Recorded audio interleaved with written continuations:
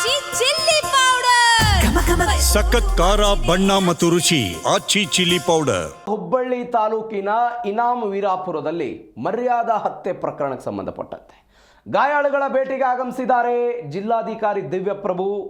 ದಲಿತ ಮುಖಂಡರು ಆಸ್ಪತ್ರೆ ಎದುರುಗಡೆ ಪ್ರತಿಭಟನೆ ಮಾಡೋದಕ್ಕೆ ಮುಂದಾದರು.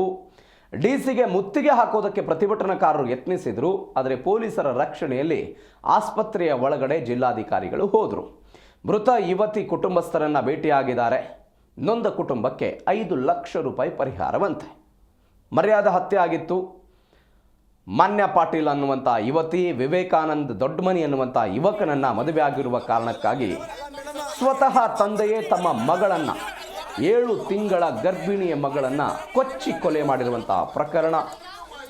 ದಲಿತ ಸಂಘಟನೆಗಳು ಪ್ರತಿಭಟನೆ ಮಾಡ್ತಾ ಇವೆ.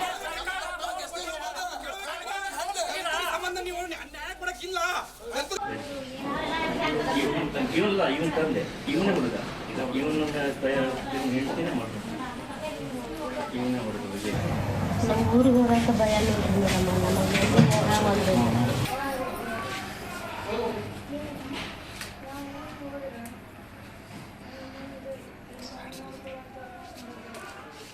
ಅವ್ರಿಗೆ ಏನೇನು ಟ್ರೀಟ್ಮೆಂಟ್ಗಳು ಬೇಕು ಅದನ್ನು ಸರ್ಕಾರ ವತಿಯಿಂದನೇ ಮಾಡೋಕ್ಕೆ ಈಗಾಗಲೇ ಸೂಚನೆ ಕೊಟ್ಟು ನಮ್ಮ ಸಮಾಜ ಕಲ್ಯಾಣ ಇಲಾಖೆ ಅಧಿಕಾರಿಯನ್ನು ಕೂಡ ಇಲ್ಲಿ ನಿಯೋಜಿಸಿ ಅವ್ರ ಜೊತೆಗೆ ಇದ್ದಾರೆ.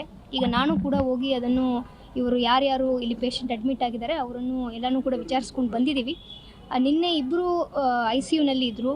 ಅದರಲ್ಲಿ ಒಬ್ಬರು ಈಗ ಗುಣಮುಖರಾಗಿ ಈಗ ನಾರ್ಮಲ್ ವಾರ್ಡ್ಗೆ ಶಿಫ್ಟ್ ಆಗಿದ್ದಾರೆ.